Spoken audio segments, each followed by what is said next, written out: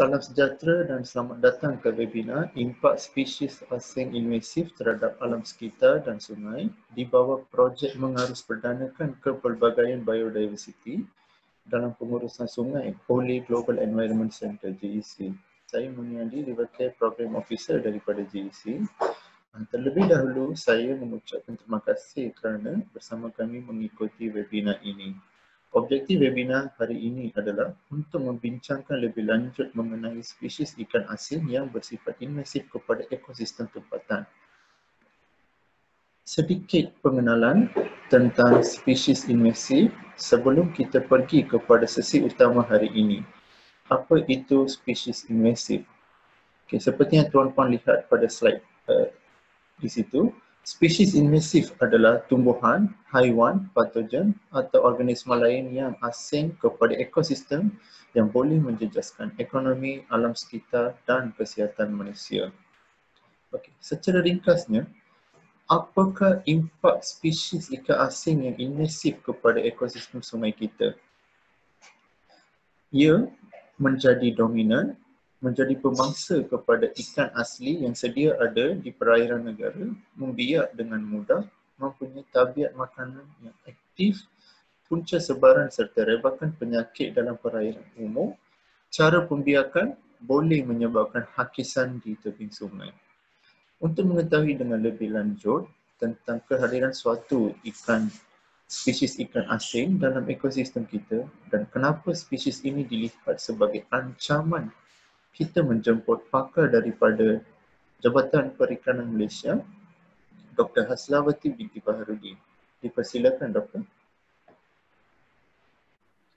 Ya, terima kasih Encik Muniandi kerana dan juga Global Environment Centre kerana sudi menjemput saya untuk berkongsi sedikit pengalaman dan kajian saya berkenaan dengan spesies asing akuatik invasif dan juga kesannya terhadap alam sekitar. Saya minta maaf jugalah sebab masalah teknikal tadi. Jadi kita boleh teruskan. Saya daripada Institut Penyelidikan Perikanan bahagian Air Tawar di Jelebu. Okey, slide yang saya share ni adalah salah satu spesies IS yang nama dia Procambrus clarkii. Pembentangan saya hari ini adalah berkenaan saya akan go one by one, pengenalan definisi spesies asli, asing dan invasif ataupun IS.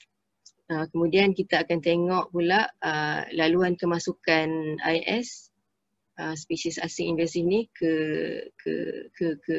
Malaysia ataupun ke alam sekitar kita lah.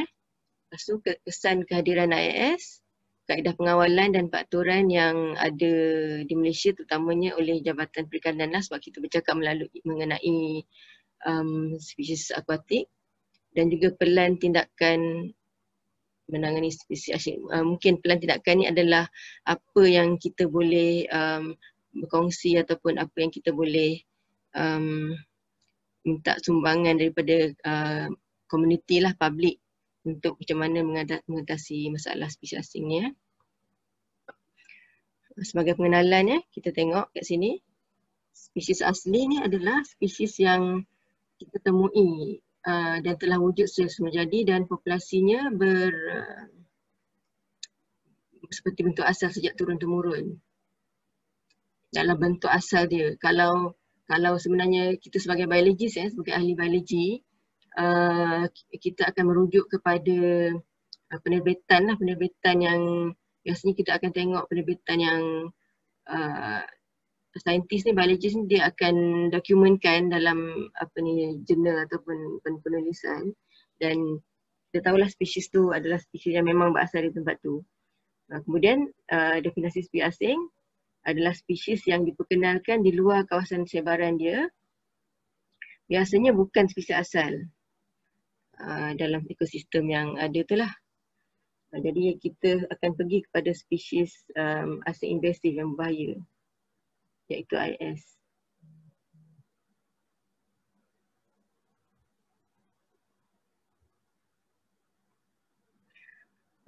Dia bukan akuatik saja ya, dia terdiri daripada tumbuhan, haiwan, makroorganism, dan dia akan mengancam biodiversiti sesuatu negara atau ekosistem, terutama kepada sektor pertanian, perhutanan, hidupan liar, perikanan dan juga kesihatan manusia.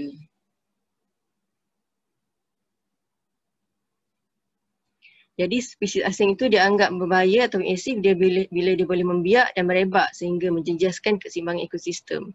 Ini ada definisi yang diberikan oleh CBD, Convention of Biological Diversity. Ini adalah contoh-contoh spesies invasif, terdiri dari tumbuhan, haiwan, kulat. Kita tengok kat situ ada macam-macam jenis lah. Ini adalah saya ambil daripada website Species Specialist Group buat IUCN. Dia ada law, definisi undang-undang pula. Jadi bila kita mengenali IS ni, kita kena tengok pula dia punya laluan, macam mana dia boleh masuk ya. Sini adalah sikit simple diagram lah macam mana bila dia masuk. Bila dia masuk ke dalam sesuatu ekosistem, dia akan menyesuaikan diri dan dia akan merebak. Bila merebak tu dia menjadi invasif lah. Tapi bila dalam keadaan dia jadi invasif ni, dia tak terus jadi invasif. Dia ada satu fasa yang dipanggil fasa pendam ataupun lag phase. Kat mana kalau kita tengok dekat pada diagram tu, dia lag phase. Tapi bila ada satu masa nanti dia akan macam meletup lah macam gunung berapi kan. Bila time tu baru kita nampak kesan IS ni kepada alam sekitar lah. Ini antara cara macam mana alien species ni diperkenalkan. Kita boleh tengok, dia ada dua macam method lah, macam dengan niat, intention ataupun tanpa niat. Niat ni bukanlah niat lah tujuan lah, macam tujuan ni contohnya sah, pengenalan secara sah, macamnya kita untuk kepentingan ekonomi ya, kita bawa masuk spesies seperti ikan tilapia. Jadi waktu buat tilapia masuk ke Malaysia tu, zaman tu adalah kita rakyat semua susah, tak cukup makan, zaman Jepun. Jadi dibawa masuk untuk mengurangkan kelaparan lah kan. Selain daripada untuk tujuan ekonomi yang untuk makan tadi tu, ada juga untuk keperluan haiwan domestik macam kita bawa masuk. Contoh haiwan ternakan seperti haiwan ternakan lah, macam saya tak pandai sangat haiwan ternakan ni, tapi ada haiwan macam lembu lah, lembu susu kan. Kalau lembu kita ni tak berapa susu dia tak banyak, jadi dia import, dia bawa masuk. Dia juga untuk tujuan rekreasi, ejen pengawalan biologi dan juga tumbuhan lah. Lepas tu ada juga secara yang secara legal tadi ni, dikenalkan ke dalam kurungan, macam haiwan-haiwan yang bawa masuk dalam zoo, botanical garden, private garden, untuk aquaculture juga, pets, termasuk ikan hiasan lah, dan juga untuk kajian saintifik. Jadi bila keadaan dia macam ni, bila kita bawa masuk ni, memang akan ada kebarangkalian dia terlepas lah. Contohnya kita tengok yang gambar yang sebelah tu, ikan tilapia. Ikan tilapia ni bila kita bela dalam kolam, dalam kurungan, memang kita boleh makan lah. Tapi bila dia terlepas, dia adalah salah satu spesies yang agak invasif lah, sebab dia secara naturally dia boleh ada predatory behavior ya. So ini kita yang saya cakap tadi lah, kita tengok macam mana keadaan alien species dibawa masuk ya. Sebagai kesimpulan pengenalan je ni. Jadi kesimpulan pengenalan tadi, sesuatu spesies itu boleh menjadi invasif jika dia boleh berkembang di tempat baru dan mendatangkan impak kepada alam sekitar, ekonomi dan kesihatan. IIS ni spesies asing invasif ni adalah isu global dan kebanyakan cara kemasukannya macam tadi tu diperkenalkan disebabkan oleh aktiviti manusia dengan sengaja ataupun tidak. Selalunya bila ada impact kepada ekosistem memang kita tak dapat nak tak dapat kembali kepada asal lah, dipanggil irreversible dan boleh menyebabkan juga kerugian. Kalau di Malaysia belum ada kajian yang berkenaan dengan kerugian segi ekonomi ni. Tapi macam kita tengok penyakit yang menimpa manusia macam contoh sekarang ni yang berlaku pandemik COVID. Bila dia menimpa manusia dan haiwan, impact dia sangat besar dan memang tak dapat dijangka lah So kita tengok pula impact dia. Kita tengok ini semua ikan-ikan asli kita. Memang kalau di perairan kita memang kita tengok memang dia dapat membesar dengan gembira lah, dengan jaya. Kita tengok tu ikan tapa, ikan arowana, ikan toman, ikan temoleh. Tapi bila adanya invasive alien species ni, dia mungkin terancam lah. Jadi kita tengok macam mana IIS akuatik boleh buat di Malaysia. Mengikut kajian oleh Khairul Adha et al. 2013, majoriti daripada pengenalan ni adalah dikaitkan dengan aquaculture. Macam saya cakap tadi lah, bila kita dari segi sosioekonomik lah memang kita perlukan makan. Jadi memang dibuat masuk untuk makan lah, jadi 64% utama. Yang kedua melalui perdagangan ikan hiasan 19%, sukan memancing, rekreasi dan juga kawan baligi sikit lah. Jadi sejarah dia ni pada penghujung abad ke-19 sempat Siam dibawa dari Thailand. Yang abad ke-20 imigran dari China masa tu zaman-zaman British, zaman-zaman penjajah kita bawa datang imigran dari China membawa makanan dia sekali, kap Cina, kap rumput, jenis-jenis kap lah. Kemudian bila Perang Dunia Kedua macam saya cakap tadi, tilapia dan lampam Jawa dibawa di Indonesia oleh orang Jepun tadi Pada tahun 90-an ada pula kap dari India beserta kelik Afrika. Dan sehingga sekarang banyaklah aquaculture ni pesat berkembang dan juga melalui e-commerce, e-dagang.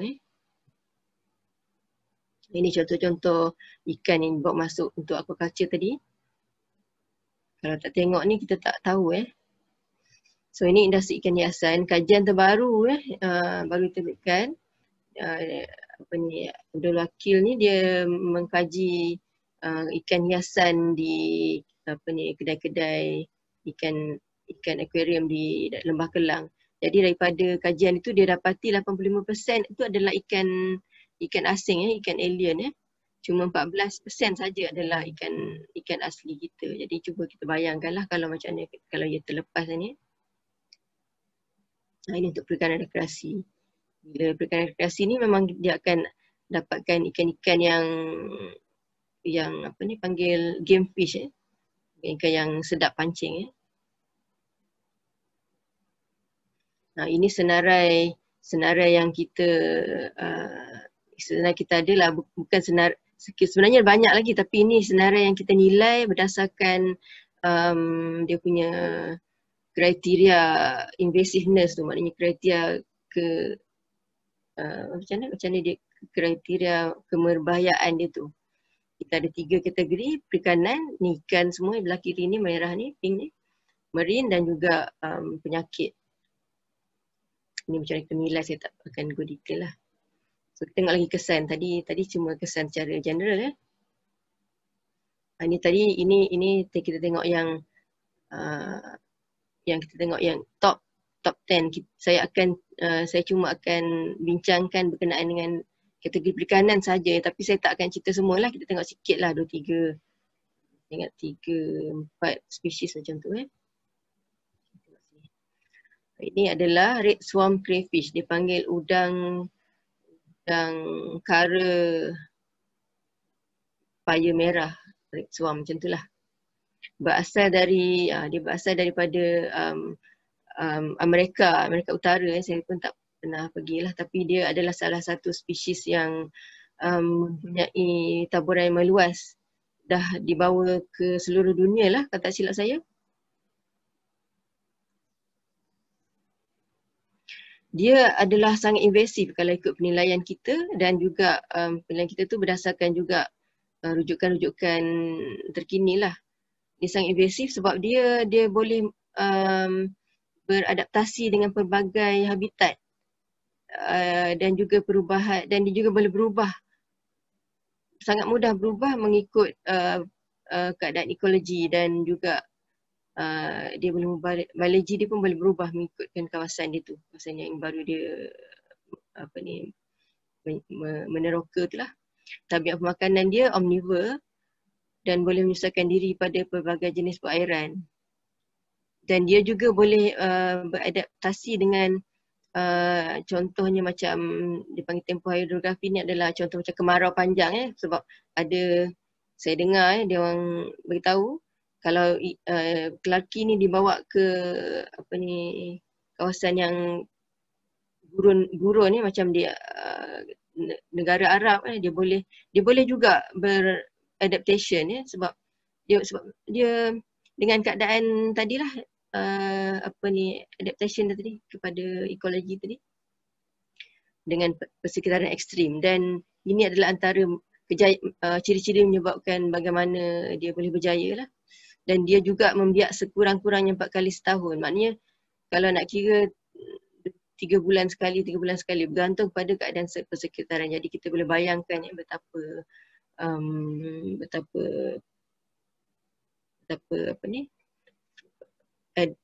betapa dia punya adaptation.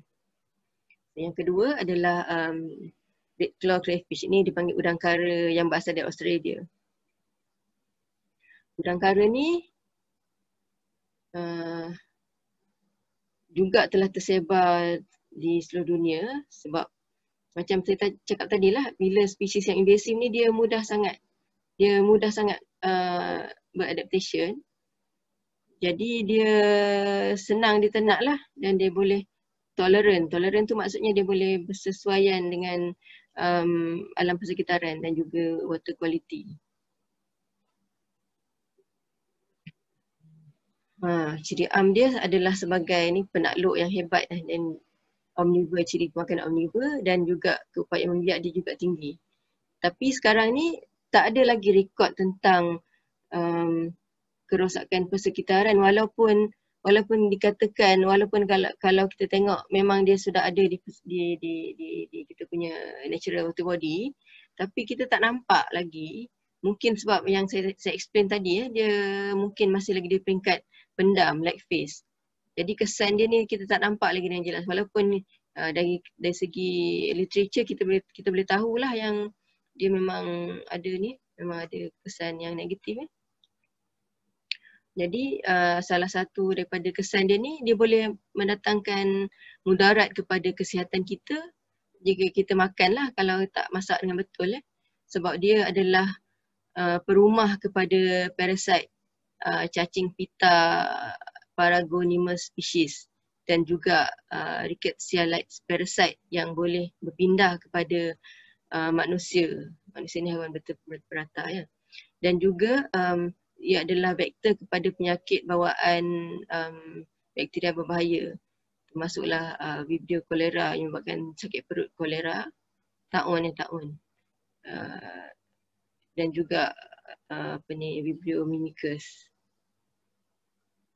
Ini adalah penelitian terbaru juga yang membuktikan bahawa ada bakteria yang associate dengan udang kara tadi ni, dia macam bersaudara lah dengan ejen penyebab kepada Q fever. Saya tak tahu dia Q fever ni macam mana, tapi dia punya bakteria tu bernama Coxiella burnetii. Jadi dia mungkin boleh menyebabkan lebih kesan kepada kesihatan lagi lah. Ini yang ketiga. Ini kita tengok dekat kolam bekas lombong banyak ikan ni, ikan raja dipanggil peacock bass.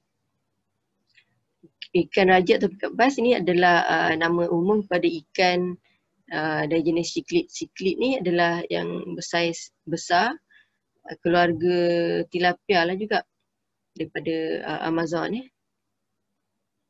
Di tempat asal dia adalah ikan makan dan dia juga dikatakan sebagai ikan untuk game fish lah, ikan rekreasi, pancingan. Tapi ada juga sebab dia kan cantik kan, jadi dia dibawa keluar daripada kawasan asal dia untuk ikan hiasan lah, sebagai ikan hiasan. Biasanya bila dah bagi ikan hiasan ni, kebarangkalian dia terlepas bila dia dah simpan dalam akuarium besar, jadi tak nak lagi dia orang buang. So ini ancaman dia. Kalau kita tengok kajian kita tengok, kita belah perut dia, kita tengok macam mana dia makan. Dia makan tauman. Ikan tauman ni adalah top predator juga di natural water body. Tapi dia, bila adanya ikan asing, peacock bass ni, ikan raja ni, dia sebagai raja lah. Dia mendominasi sekitaran. Dan dia boleh juga bersaing di pemakanan dan juga ruang, dan juga boleh mengubah food web, kitaran makanan di sesuatu perairan. Ini adalah ikan yang dipanggil Midas cichlid, ataupun ada nama tempatan lah sebab dia memang ikan asing kan. Midas cichlid ni dia ada banyak variant lah sebab dia dibawa masuk pun sebagai ikan hiasan. Jadi bila ikan hiasan ni berasal daripada Costa Rica, dan bila ikan hiasan ni kita nak ikan yang cantik. Jadi bila dia tak ada ciri-ciri kecantikan tu, tak ada warna yang menarik, biasanya kepada kebiasaannya dia dilemparkan lah, disisihkan. Tapi bila dia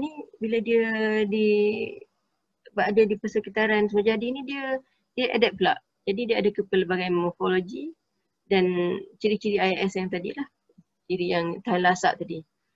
Dan dia boleh bersaing dengan terhadap makanan dan ruang dengan ikan asli kita. Boleh juga membawa penyakit yang dipanggil pneumocystektomi. Ini pula baung ekor merah. Ini dah banyak di sungai Pahang terutamanya. Dia menyerupai ikan tempatan dan berasal daripada ikan Mekong, daripada sungai Mekong.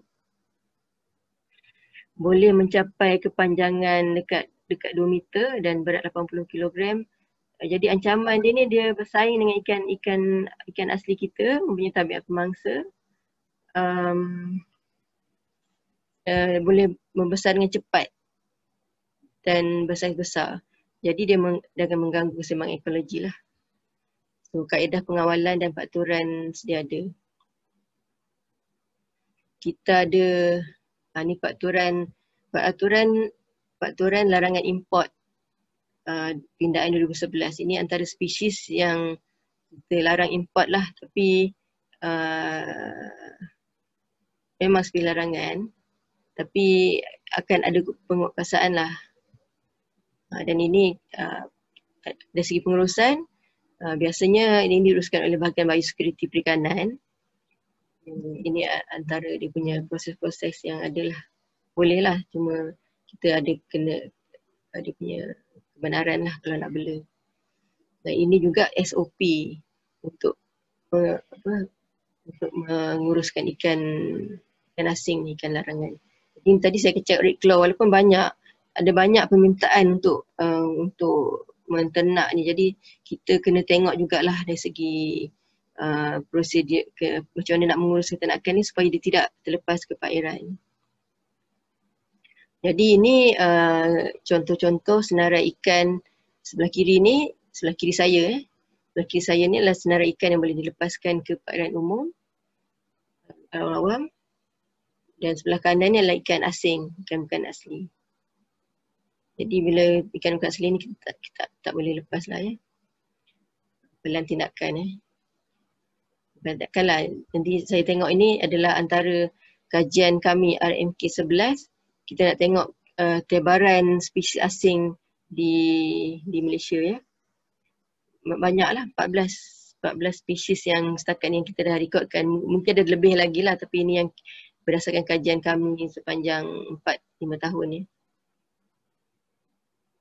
Jadi ini saya kongsikan sikit tanggungjawab kita di sebagai rakyat Malaysia lah, kita nak jaga kita punya biodiversiti. Jadi Kementerian Alam Sekitar telah menggariskan panduan lah sebagai target 11 tahun by 2025 kita hendaklah mengenal pasti ikan alien species yang invasif, mengawal dan juga kalau boleh kita mengekang kehadiran dia lah.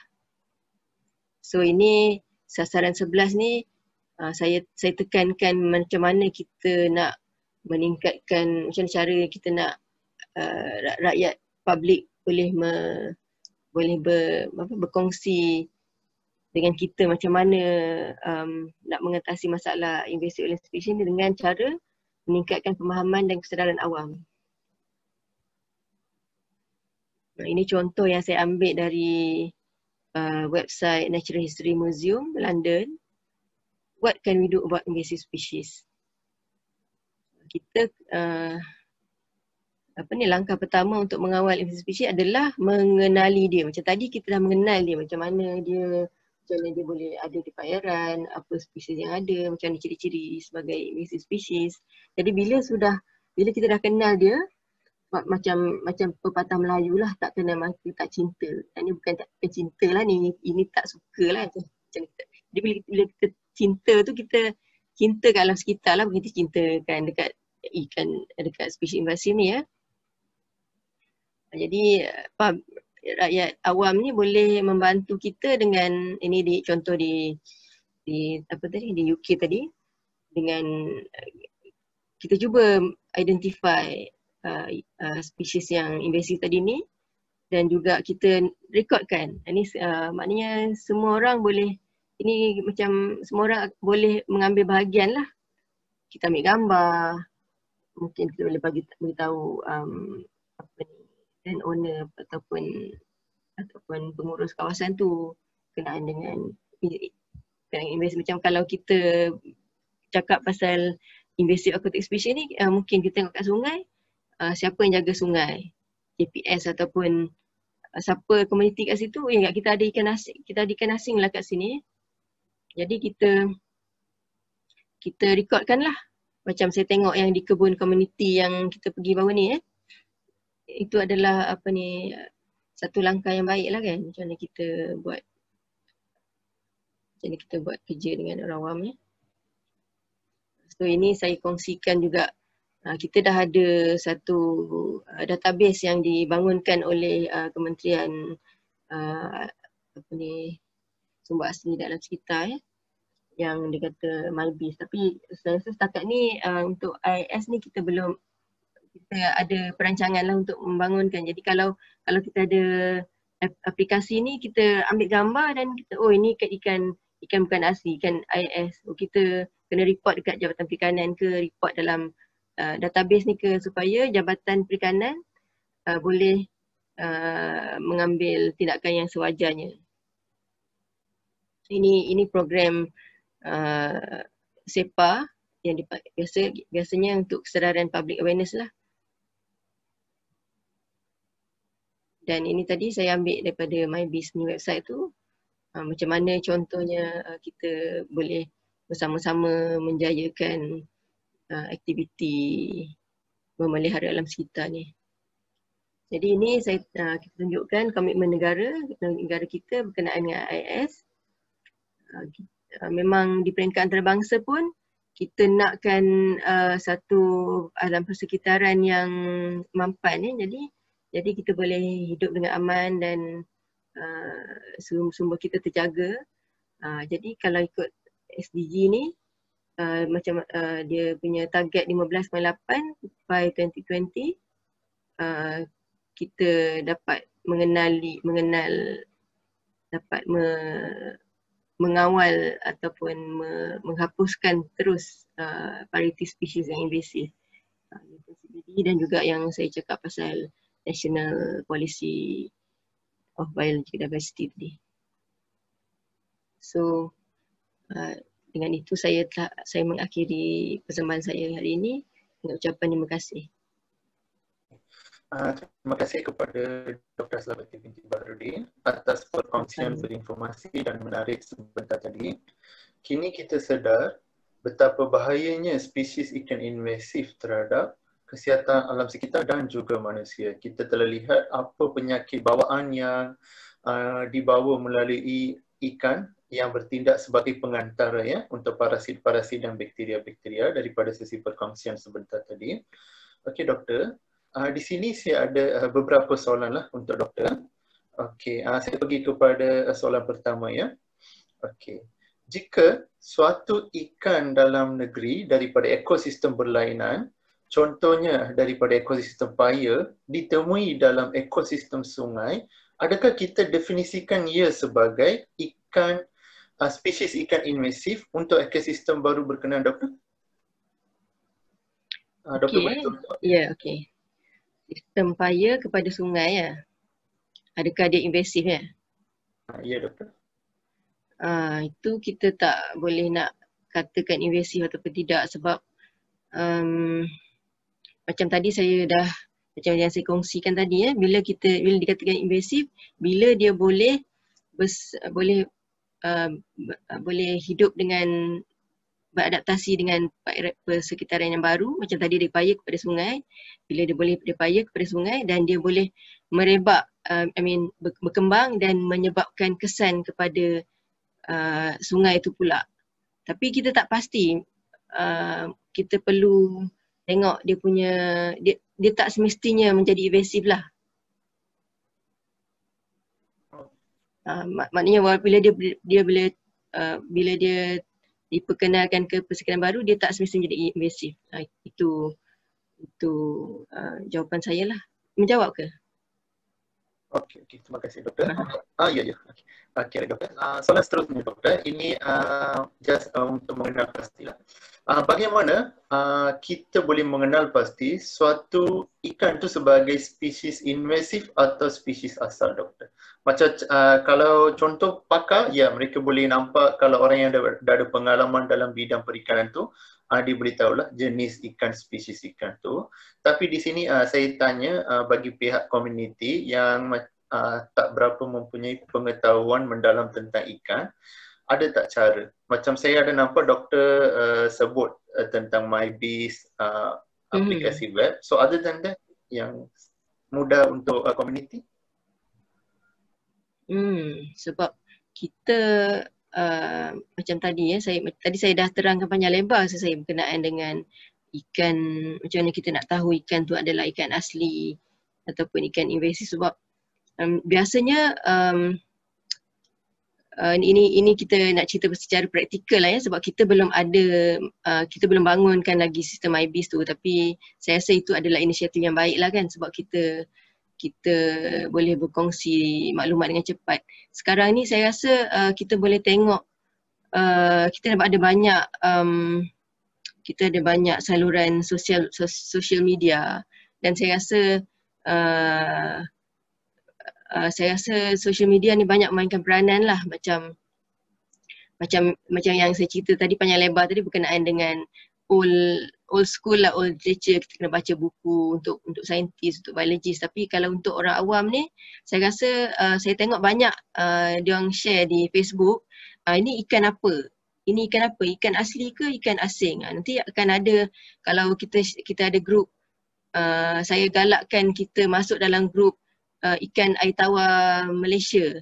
Grup tu memang grup pencinta ikan air tawar asli, dan bila ada isu-isu yang berkenaan dengan ikan invasif ataupun spesies invasif ni, dia akan cepat-cepat jawab, oh ini ikan asing, ikan ni beri kesan yang buruk, nanti report pada Jabatan Perikanan macam tu. Boleh? Okay. Jawapan macam tu ya? Okey, boleh. Doktor, yang ni soalan terakhir daripada kami. Kejap, saya nak tambah lagi tadi. Macam tadi kan saya share yang berkenaan dengan program kesedaran awam tu. Jadi berkenaan dengan itu saya ingat kita kena pergiatkan lagi lah Jabatan Perikanan pun dan juga mungkin NGO seperti Global, mungkin GEC ni telah menjalankan kerja yang sangat murni lah untuk memberi kesedaran awam untuk mengenali ikan asli. Sebab kalau kita macam saya cakap tadi, kalau kita tak tahu, tak kenal, kita tak tahu dia tu adalah ikan asing ya. Kita saja. Okey. Okey doktor, okey soalan terakhir daripada kami. Okey, ini berkaitan dengan kualiti air lah, kaitan antara kualiti air dengan kehadiran spesies. So doktor, adakah kualiti air mempunyai kaitan dengan kehadiran spesies ikan invasif atau sebaliknya? Kualiti air. Ya, ada. Sebab kami dah buktikan dari beberapa kita punya kajian di lapangan macam tadi saya tunjukkan, saya cuma tunjuk udang kara Australia tu yang red claw tu kan. Sebab dia adalah spesies, sebab bila dia jadi spesies yang invasif, dia memang sangat tahan lasak dan dia boleh bertahan dengan kualiti air yang buruk. Jadi kajian kami kalau boleh tengok slide saya yang ada peta tadi tu, di Sungai Perai. Sungai Perai tu adalah salah satu sungai yang highly polluted di Malaysia, di sebelah Pulau Pinang sana. Dan kita tengok majority of the population ikan yang kita dapat kat situ, spesies yang kita dapat kat situ adalah red claw tadi tu. Maknanya dia memang hebat lah. Dia memang boleh tahan. Jadi sebab itulah kita tengok tadi dia boleh membawa jenis-jenis parasite yang tak berapa yang boleh memudaratkan kesihatan kita. Jadi bila dia hidup dalam air kotor, dia akan bawa benda-benda yang yang kotor jugalah, yang tak elok kan. Jadi memang itulah dia punya bukti lah, maknanya memang dah terbukti lah. Ya. So maksudnya memang dia punya antara cirinya ialah tahan lasak. So dia memang boleh hidup dalam kualiti badan air dengan kualiti air yang rendah. Ya, betul. Okey doktor. So doktor, saya ucapkan terima kasih kepada doktor. Okey, itu saja soalan daripada kami. Okey. Terima kasih diucapkan kepada Jabatan Perikanan Malaysia, Dr. Aislawati binti Baharudin untuk sesi yang menarik ini. Diharap semua informasi yang dikongsi ini dapat memberi manfaat kepada semua. Okay, jangan lupa like page Facebook kami, Global Environment Center dan Friends of Klang River Basin, serta kongsikan video ini kepada semua. Okay, terima kasih semua. Stay safe. Kita jaga kita. Sekian. Okey, doktor. Okey, dah. Terima kasih banyak doktor. I think nanti saya akan edit sikit video ni. Kita akan cut yang mana yang tengah-tengah tu lah. Nanti apa-apa sebelum nanti kita akan, bila kita nak share dekat public, nanti saya akan maklum kepada doktor lah. Jadi apa-apa saya WhatsApp lah kat doktor. Ya. Okey. Itulah gambar saya tak apa cantik. Tak lah, okey. Okey, background Macam cantik. doktor dekat luar. Okey. Kalau macam tu kita end lah. Saya pun ada next meeting nak kena pergi ni. Itulah. Maaf lah, baik saya cakap cepat kan. Okey. Terima kasih banyak doktor. Nanti apa-apa saya WhatsApp lah dengan doktor ya. Okey. Terima kasih banyak sebab jumpa saya ya. Alright, terima kasih. Minta maaf lah kalau ada kekurangan. Nanti jemput lagi ya. InsyaAllah. Assalamualaikum warahmatullahi wabarakatuh. Salam. Terima kasih semua. Terima kasih.